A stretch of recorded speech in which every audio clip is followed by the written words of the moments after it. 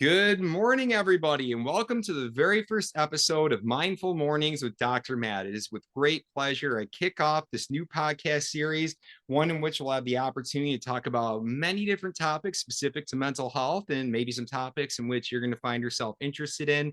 And I'm so excited to have my very first guest on the show, Brandy Brock.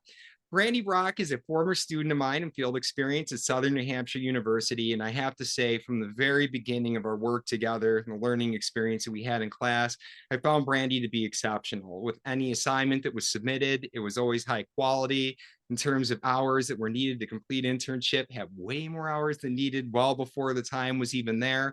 But even more impressive is what I came to learn about Brandy in terms of resilience, not only throughout the educational program that we were in here at Southern New Hampshire's clinical mental health counseling program, but some of the things that Brandy had experienced throughout life, prior to, during, and even after. And what's extremely impressive too is very quickly after receiving the diploma, congratulations, was quickly licensed, working in the field, immediately found herself multiple promotions, working at multiple locations, and even getting a very first publication, Changing the Conversation About Grief, which was one of the best articles that I've read in a peer-reviewed type of a journal. So without further ado, Brandy, it's a pleasure having you on the show. How are you doing today?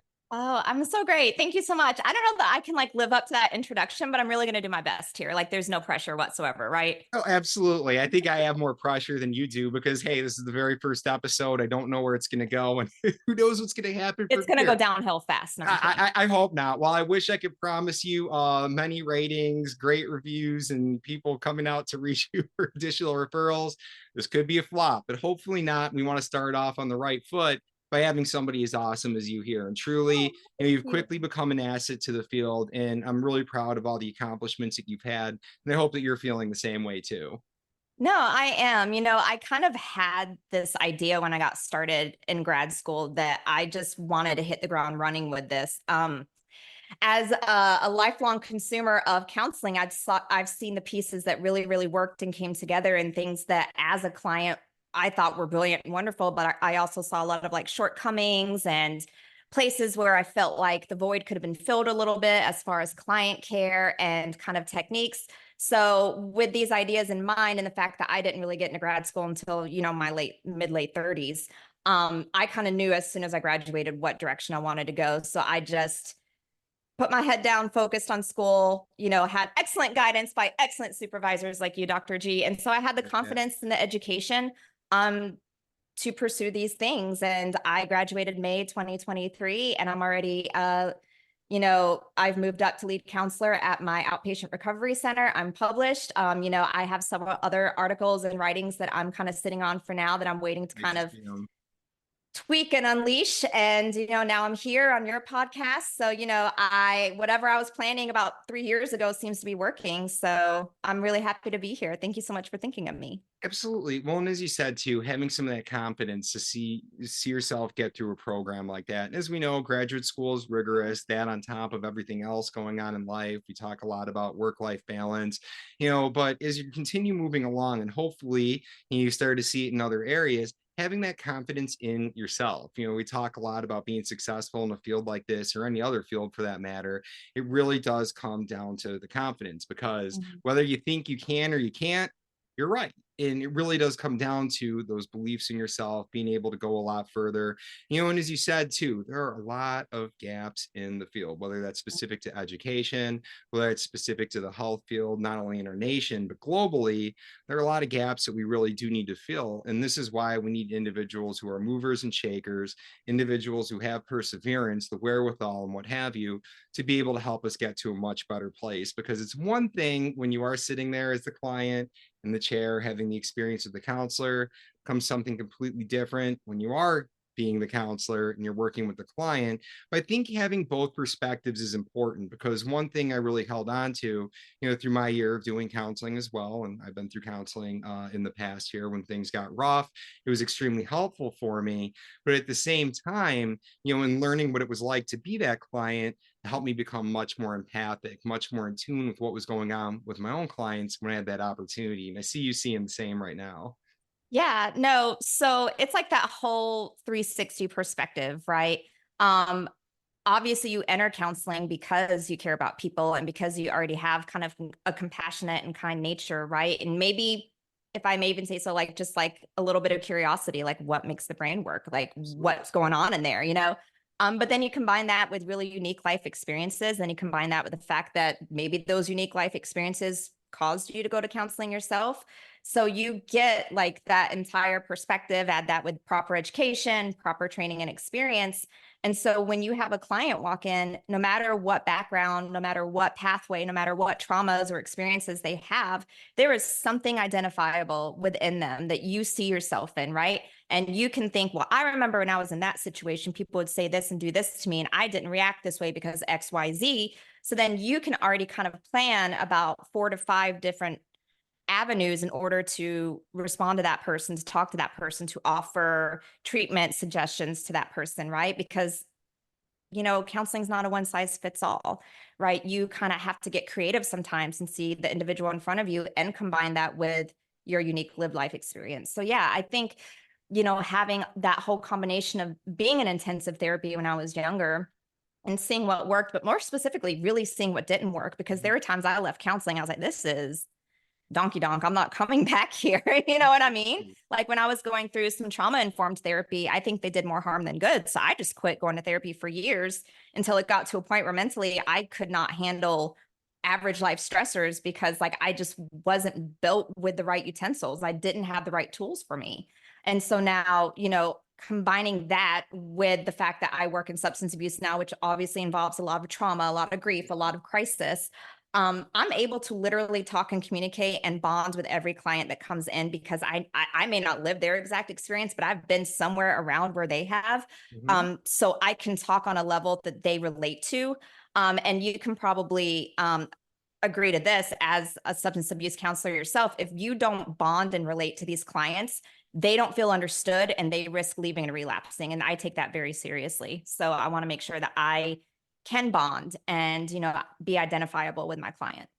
Well, that's absolutely it. As you said a moment ago, there is no cookie cutter, one size fits all approach. And fortunately, one of the shortcomings of the field, and especially my work with addiction, seeing what we do with court orders when individuals are going through the system, we have these different workbooks they need to go through, checkpoints they need to complete, and so on. And I'm teaching them things they already know. And few and far between are there many of those opportunities to be able to work on something meaningful to them. So, although they may be in love with the substance of choice, the one that's ultimately destroying their life, we have to realize that going through a process like this is one that is one of the most painful, challenging experiences of an individual's life.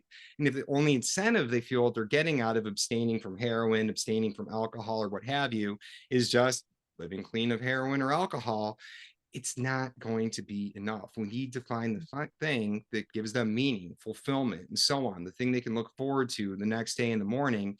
This is what helps people continue moving forward. But to the other point that you made here a few moments ago, too, people are different. No two people who have ever existed in the world currently do or will in the future perceive and respond to the world the same way. And I know you're smiling right now because you've heard me say that 18,000 times, but it's true.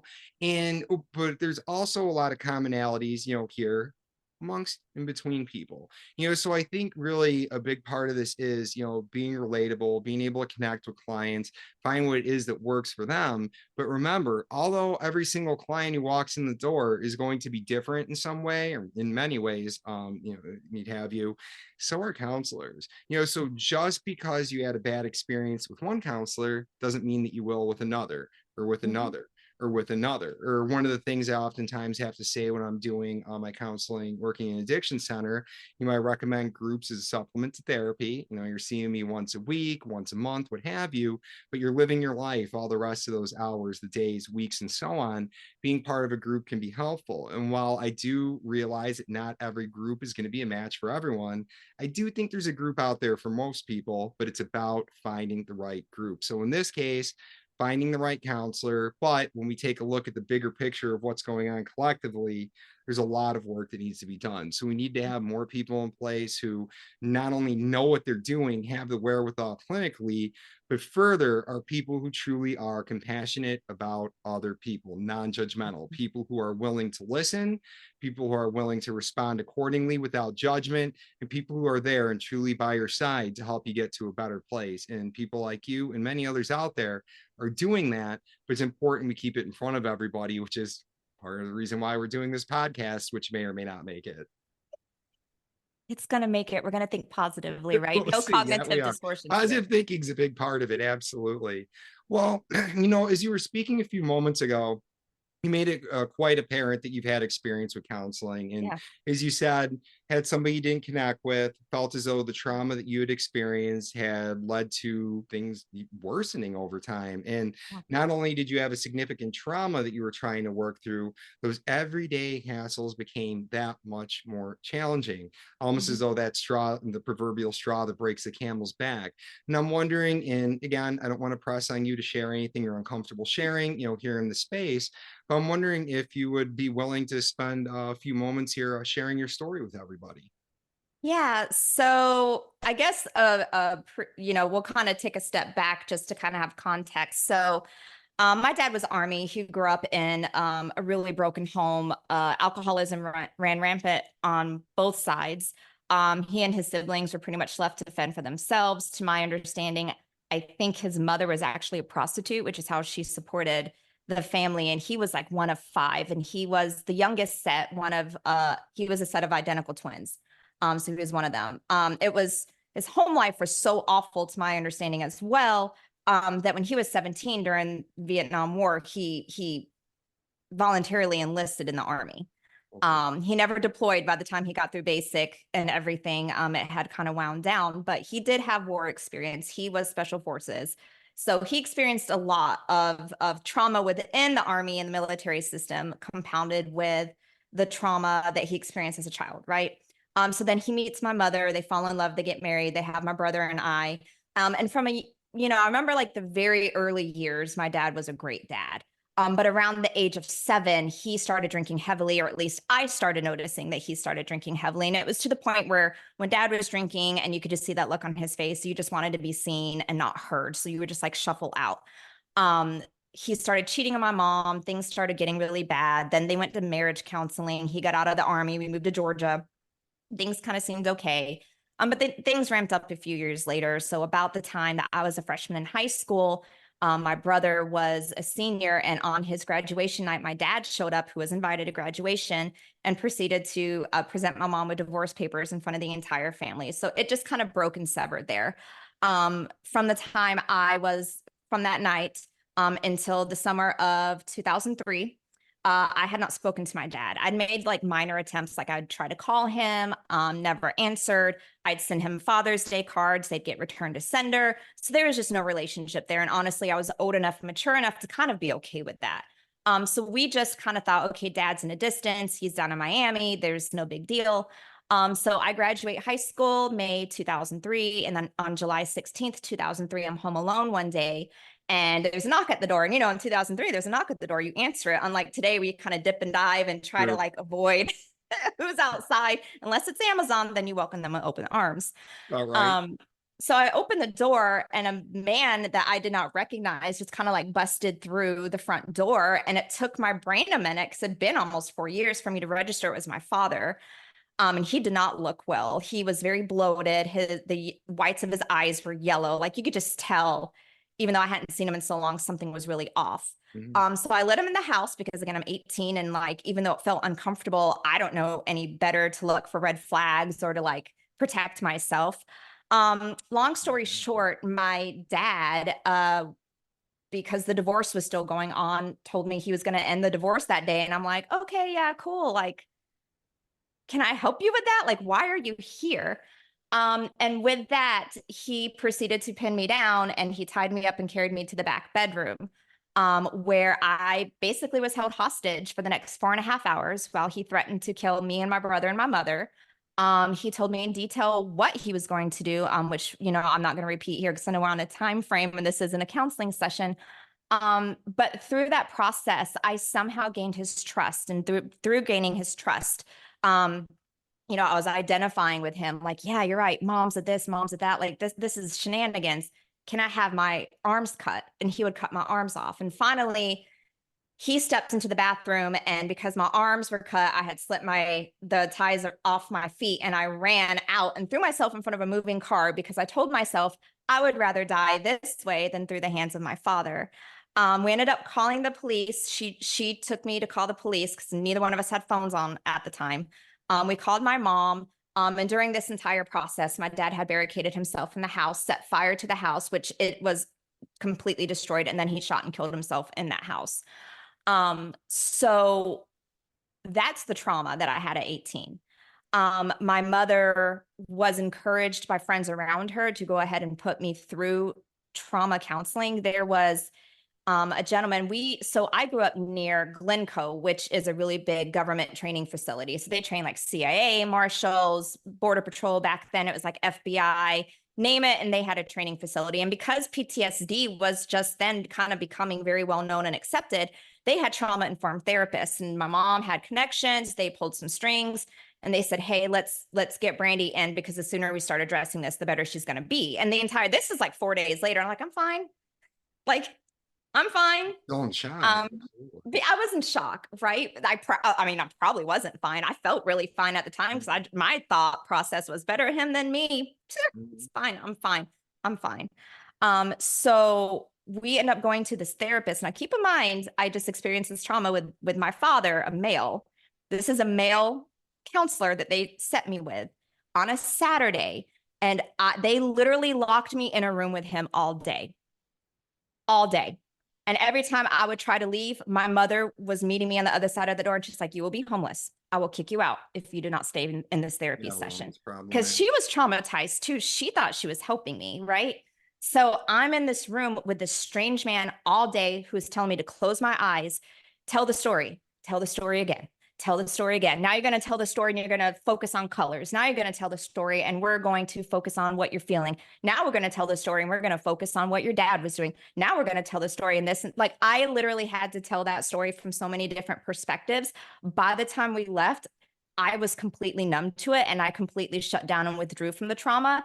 I threw myself into drinking. I threw myself into drug experimentation. I threw myself into really horrible relationships. And I couldn't hold a job because my brain, I could not function. I could not handle stress at that point. Like you mentioned, like the small stressors.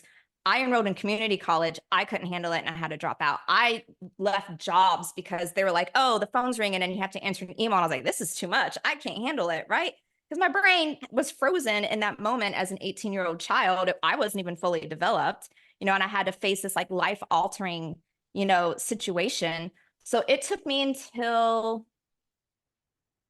I was 18 when it happened. I'll say I was 22 when I finally decided that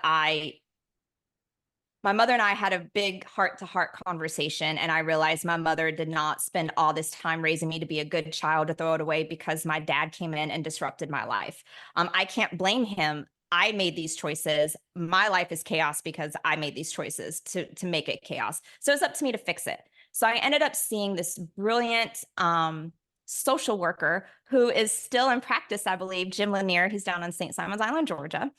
And when you're in grad school, you talk about the act of silence as a counselor, right? Which is something I struggled with constantly. We're talkative people. Yes. I can't be silent because I feel the impulse to have to fill it, right?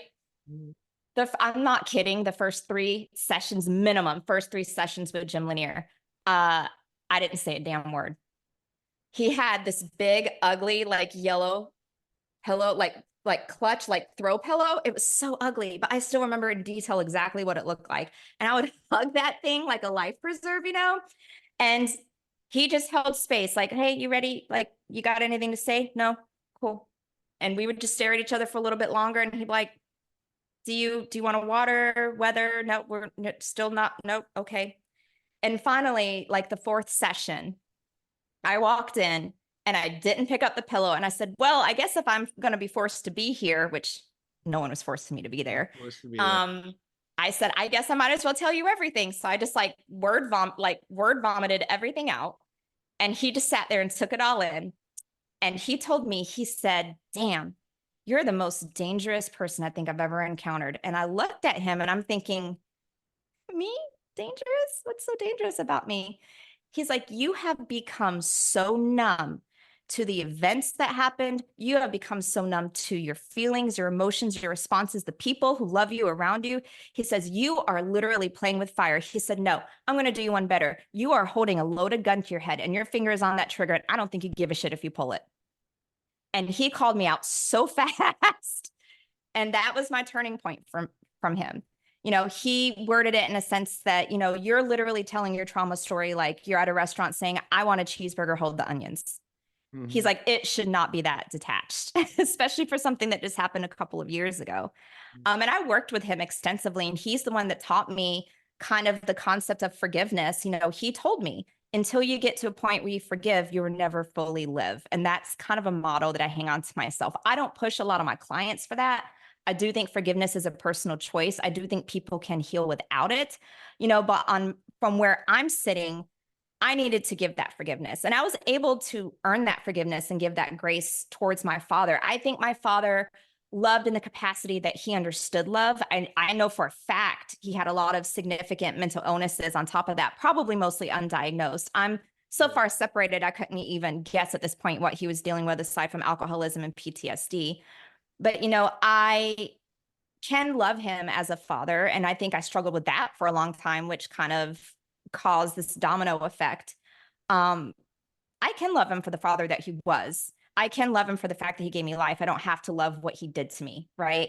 And then I also like going back to that lesson of compassion and empathy. Now that I'm a parent, I kind of put myself in that position like, how desperate do you have to be in that moment to think that killing your entire family, including your children, is the only option you have? He must have been in such a desperate place. And I can only imagine how scared and fearful he was. So I'm in a place where I can accept all of this. And I have been able to put that trauma behind me. It exists with me, but it doesn't control me anymore because I had a brilliant counselor, a social worker who called me on my shit when I needed it. And then more specifically, gave me the tools that I needed in that moment. When the first counselor that I met, I feel like he did way more harm than good. And then I've had a couple counselors after Jim whom I just didn't click with. They were too person-centered. They're all about validating when I needed to be more challenged because I walk into counseling these days very self-aware. So I need someone that kind of challenges me and again, calls me out of my stuff. But those are my experiences with some of those counselors, with my experience with being the client, good and bad. And, my story of my trauma, which I don't think I ever shared with you, that particular aspect of my life, I do keep it close to me. I mean, I'll talk about it. It happened. But I think that incident unknowingly set me on a lifelong course to be where I am. At that time, I didn't want to be a counselor. I couldn't deal with it. I was like, I don't want to deal with other people's problems. I have my own. But then somewhere in my 30s, I kind of matured. Mom got cancer. And I just remember like sitting in the kitchen during COVID and being like, man, I've had such unique experiences. And I feel like it's been really hard for me to find someone that understands where I'm coming from. And that sucks for me. And then I thought about it and I went, but I can be that for someone else. So it was in that very moment, like lightning, I decided that I wanted to become a counselor. And I like to frame it kind of, I've used this phrase before, that in that moment, I think I became what I needed the most. Absolutely. Well, I mean, and again, thank you so much for sharing your story. And there's so many valuable points. I'm going to try to highlight a few things I here know. I'm real sorry quick. that was long-winded. No, no, I wanted to let you go on because you have a story worth hearing. And again, as you said, you hadn't shared all those details with me before. And do know that my heart pains for this, but at the same time too speaks even further to how resilient of a person you are and just truly, how remarkable, you are to have overcome the things that you've overcome, because many people would just give up and fold, not know where to go from there. And I think one of the underlying themes that we really had here throughout what you were stating is that of choice. People have choices, and as bad things happen to us, it's harder to recognize that there's a choice. We're feeling pain, we either detach from it, numb, or go off the substance use route, or we start to hate and attack and blame everybody else for everything else. The reality is, the world is neither fair nor unfair. It is what it is, and bad things happen to good people, like yourself throughout this experience. But a few important things to really keep in mind is, one, when you ultimately made the choice to talk about it, the choice to be able to move forward, the choice to not remain stuck, because here a big problem that we see with a lot of people when I try to describe when I'm in the counseling chair, or, instructing in class, is that it's not what happened to a person that defines them. It's what they choose to do or not do with it that ultimately defines them. And when it comes to the act of forgiveness, forgiveness is a very high level thing. And we have to realize that when we're holding on to animosity, holding on to that hate, holding on to resentment, and so on, ultimately we're punishing ourselves, because as we're holding on to that and not forgiving the other person, it's stewing inside us. It's toxic. It's destroying our immune system. It's occupying our thoughts, our feelings, and so on. Ultimately, we're punishing ourselves by not letting that go. So I think one big misconception when it does come to forgiveness is that it's about the other person, when in actuality it's for yourself. You can forgive somebody. It doesn't mean you have to be best friends or welcome into your life again. You can have nothing to do with them again, but it's about letting go and moving forward with life, which is what you did. Going back to the beginning with the first counselor, with what you were sharing here in terms of that trauma individual, I take it, at the military, that's a complete opposite of what we discussed today in terms of trauma informed care. What we say when it comes to trauma informed care is, when you have a client, we don't want to re-trigger the situation. So if I have a client who's coming into me who's experiencing suicidal ideation, homicidal ideation, I'm assessing you in the here and now for safety. I'm trying to figure out, do you have any protective factors? Do you have support? What's the likelihood of you following through? Last thing on my mind is to have you repeat the story of what it was that led you here in the first place. We wait till you're in a better space for that. Not only in your case, you do it once, twice, thrice, 4 times, 5 times, continue doing this. That's just one cycle after another, after another, after another, after another, after another of trauma.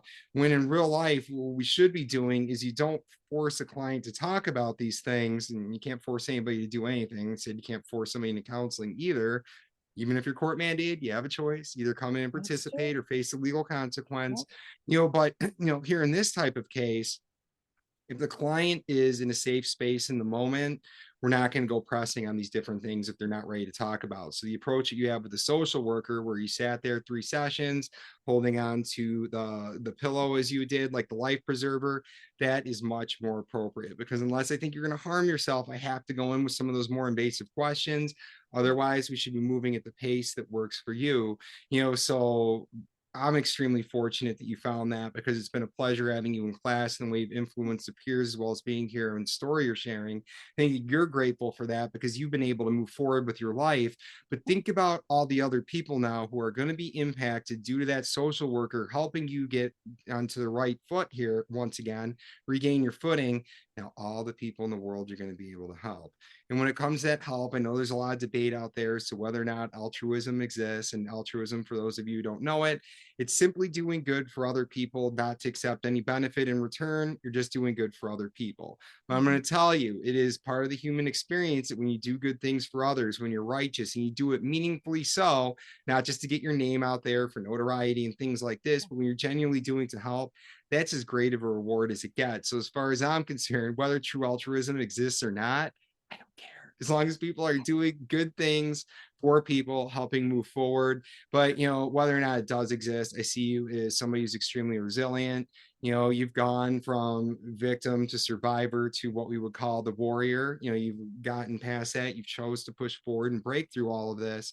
And you're somebody, again, to keep going back to that word resilient, because I do think resilience is one of the keys to success in life. I see many intelligent people who may have plenty of resources, they're affluent, grew up well, and so on, but they're not resilient. And the slightest thing throws them off track. You can be the smartest person in the world, but if you can't roll with the punches and move forward, you're going to remain stuck. So it's a little bit of something else. And, everything that you're speaking to is exemplary of exactly what people need to be successful in life, continue pushing forward. But it's not an easy road at all, by any stretch of the imagination.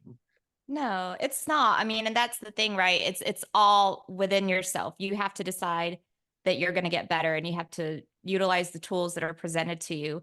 And this is one conversation that keeps coming up in my outpatient, with substance abuse, and which now we're doing primary mental health too, and especially my primary mental health clients, they're like, how how do I know I'm getting better? How do I know I'm getting better? And I'm like, I hate to get all counselory on you, but like you tell me, like I can't judge that. Like you're here because you recognize you need help and you want to do the work. How do you know you're doing the work? How are you applying what we talk about in these real world situations? How are you measuring your growth? Because in substance abuse, it's easy. Oh, I'm 516 days sober. Like that's, you can rate your progress, but with mental health, it's different. All you can do is just show up every day. Consistency is something else I talk about. Be Big part. consistent in your actions and behaviors. Be consistent in your routines, right? You're not going to get it perfect the first time. No one ever gets anything perfect the first time. But what happens is a year from now, you're going to look back and realize you're a completely different person. And it's such a subtle change. You don't even notice it. You don't get that light bulb moment when it comes to, mental health. It's the consistency, the persistence, applying what you learn. And, part of that is becoming resilient. And, that kind of rolls into like the whole self-efficacy. Like if you're resilient and have the tools to be self-efficient, you literally are psychologically flexible to overcome anything. Mhm. Oh, absolutely. And you struck upon something else important, really great with the whole light bulb analogy here, in that we're trying to wait for this big moment, the light bulb goes on, I've arrived, I made all the changes and so on. People so often are waiting for this big magical thing to happen, whether it's self-improvement, whether it's doing good things for society and so on, this big grand gesture, if you will, is that we miss the mark. It's about that intentional, consistent, gradual type of change.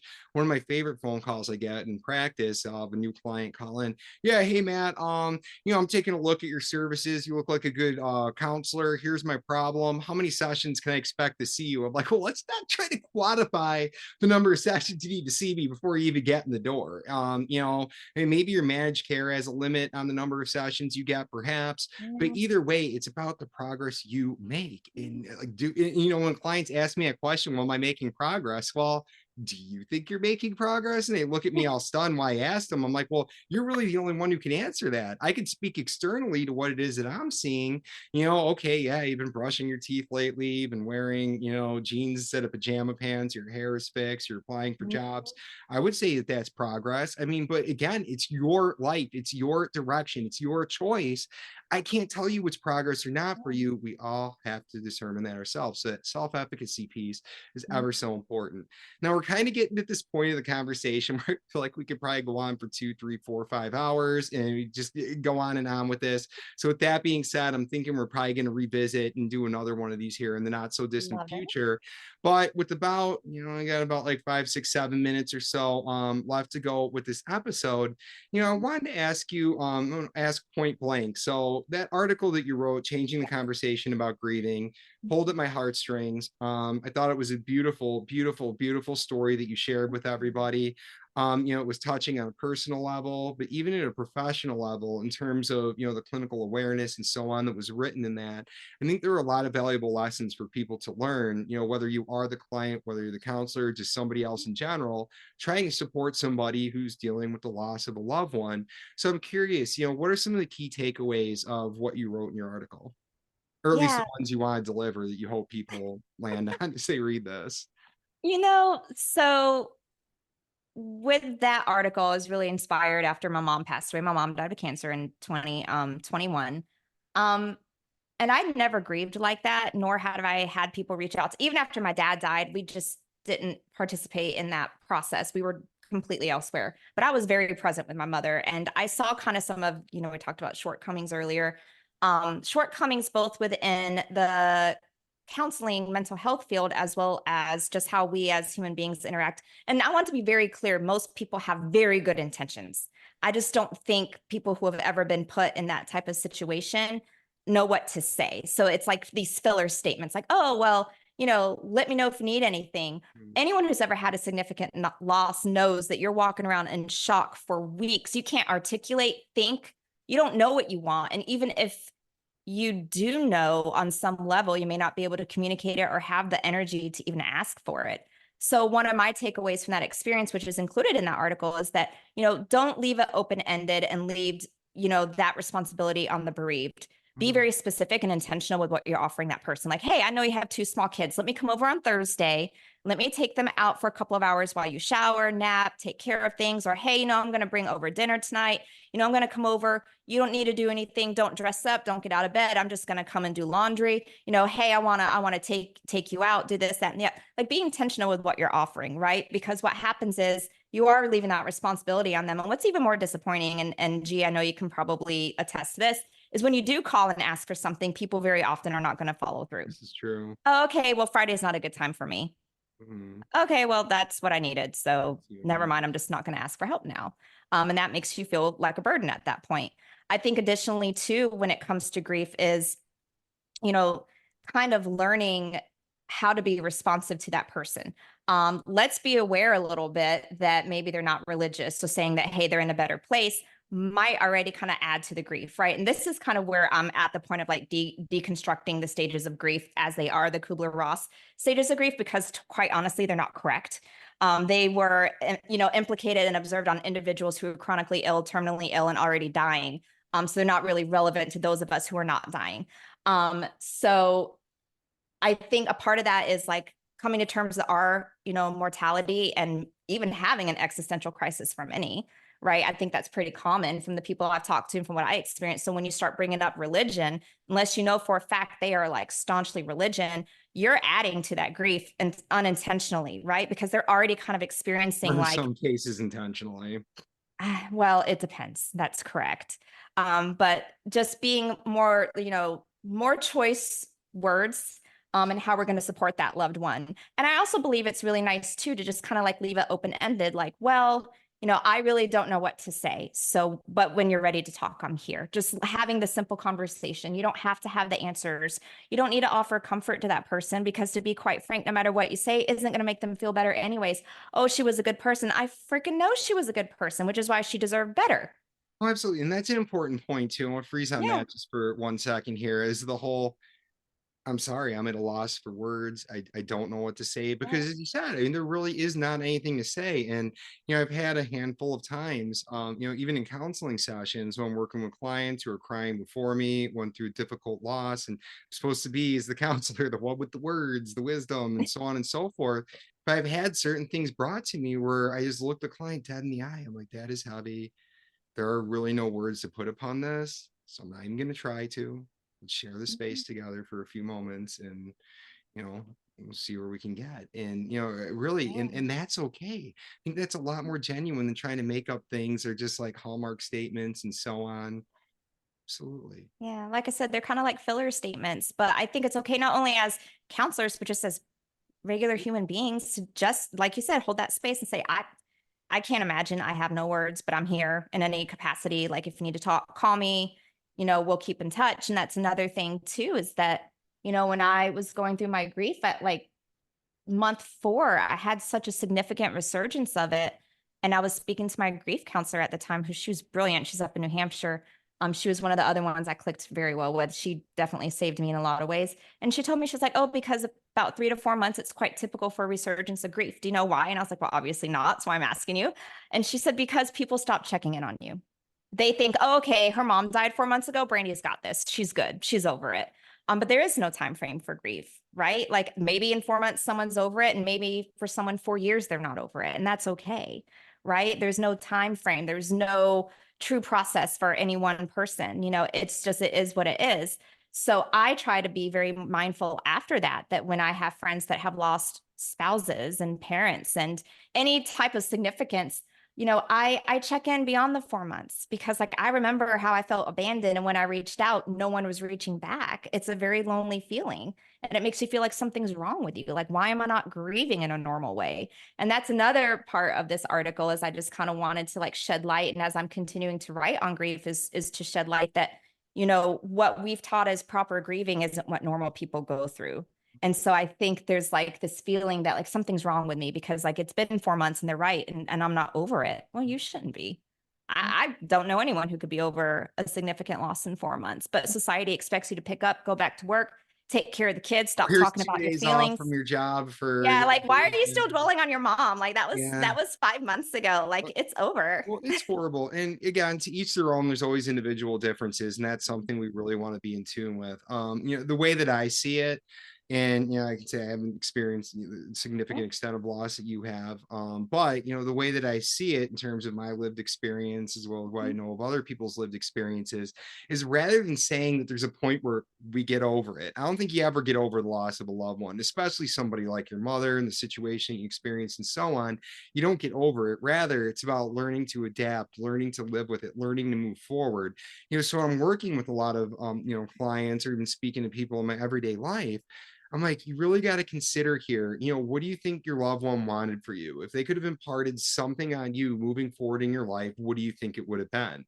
Or let's flip it around. If you were the one who had passed and your loved one was grieving you, what would you want for them? And it's always something positive. It's like, oh, carry on legacy, live your best life, have that family you always wanted, get the job you always wanted, have those lived experiences, go on vacation, so on and so forth.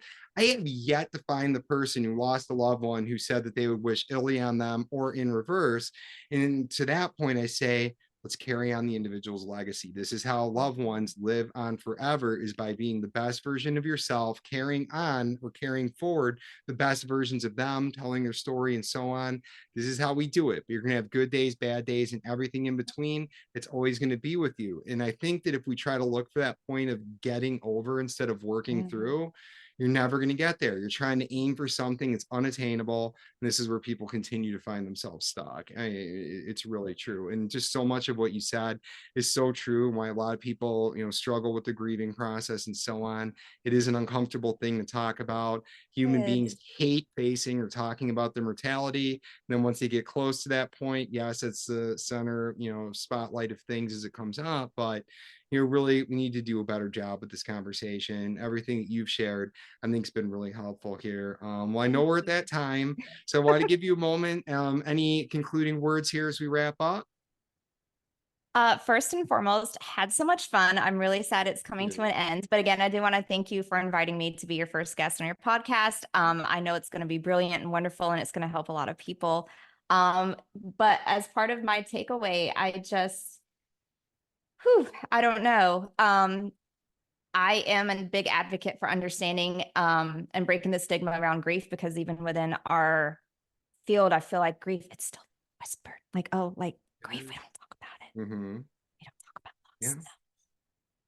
loss. And I also think it's strange that it's not a diagnosable problem in DSM. It's so much more than depression. Now we're talking about prolonged grief It's disorder. so much That could more be than adjustment disorder. mm-hmm. So really, I guess my takeaway is I just, it always gets better. And I know it sounds like a dumb, trite counselor-y thing, but I try to teach and tell my clients, it's progression, not perfection, right? As long as you're constantly working and striving towards things, you're going to have unintended consequences, both good and bad, right? But what happens is eventually that good's going to start outweighing that bad, because you're goal oriented and working towards it. So, for anyone who's watching this, who's struggling and feels like that they can't come out the other side, like it's going to be sloppy and messy and it's hard work. But again, we're measuring for progression and not perfection.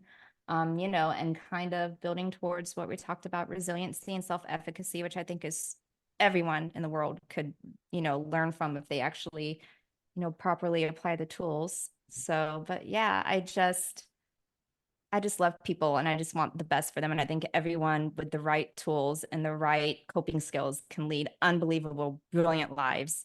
And I look forward to playing a part in that. And I do really think, even though it sounds naive and simplistic, that people are wonderful and really good at their core. It's just life is hard and we're not always given the best skills in life to cope, but they have the opportunity to change that. I think they're capable of really wonderful and incredible things. Wise words from a wise woman. Thank you very much for everything that you just shared right here and there. And, back to that point about, things get better over time. Back to what we said earlier, it's about intentionality and Yeah. consistency. Remember, it's not a passive type of process. You got to do the work on you. And while further away, it does, it takes you further from it. Maybe the feelings aren't going to be quite as strong. You got to make sure that you're doing the work as you continue moving forward. And remember, that is a choice on you, as hard as it is to see, especially there in the moment. Choosing you and moving forward is going to be the way to get there. And Brandy, in closing, how may our viewer or viewer, may our viewers or viewer, depending on how this The goes, one viewer. yeah, there you go. Aside the two of us, be able to contact you moving forward if they have any additional questions, comments, or otherwise. Yeah, so you can reach me at my professional email, which is B as in Bravo, LLC @gmail.com. All right, sounds good. Well, thank you very much for being the first guest here on the show today. Wishing great Thank you. success to you and otherwise. Thank you everybody for tuning into this, and I'm looking forward to sharing our next video with you here next week. Signing off on Mindful Mornings with Dr. Matt. Thank you, Brandy, once again. Wishing you all a wonderful rest of your day and week. Take care.